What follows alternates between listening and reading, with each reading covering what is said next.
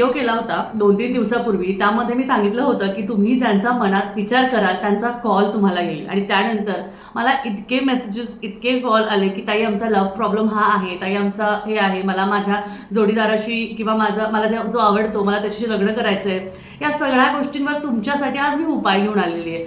आता तुम्हाला सांगते, मला हजारो मेसेजेस आले, मला खूप DM आले. आता सगळ्यांना पर्सनली रिप्लाय करणं थोडं अवघड जातं.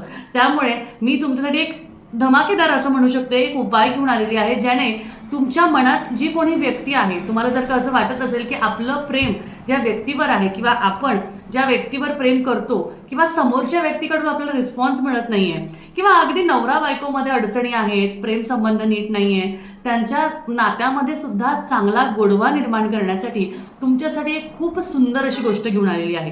आणि ती गोष्ट म्हणजे काय, तर रोज क्वार्ट्स कॉईन. हा रोज क्वार्ट्स कॉईन जो असतो, रोज म्हणजे काय, आपण गुलाब कोणाला देतो ज्याच्याशी आपण प्रेमाने वागतो. प्रेमाने आता व्हॅलेंटाईन्स डे आलाय म्हटल्यावर प्रेमाशी संबंधित गोष्टी असल्या तर त्या सगळ्याच आपण करणार आहे, नाही का.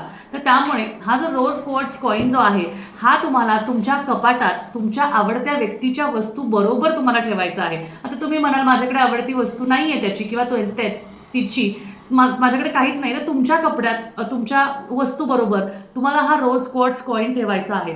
आणि रोज डेली तुम्हाला हे अफर्मेशन करायचं आहे की मी माझ्या लाईफ पार्टनरशी किंवा मी ज्याच्यावर प्रेम करते त्यांच्याबद्दलचं जे माझं नातं आहे ते वाढत आहे आणि माझ्या जीवनात, माझ्या आयुष्यात तो आता येत आहे किंवा ती आता येत आहे.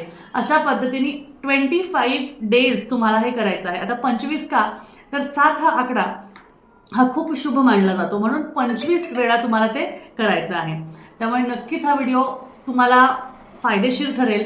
त्यामुळे लवकरच ही गोष्ट करा आणि तुमच्या नात्यामध्ये जो काही गोडवा आहे किंवा ज्या काही गोष्टी आहेत त्याला निर्माण करा आणि एकत्रित राहा. किंवा लव्ह मॅरेज असेल किंवा तुमच्या आयुष्यात ज्या काही तुमच्या एकमेकांबद्दलच्या ज्या भावना असतील त्या चांगल्यारित्या पुढं न्या. त्यामुळे धन्यवाद. श्री स्वामी समर्थ.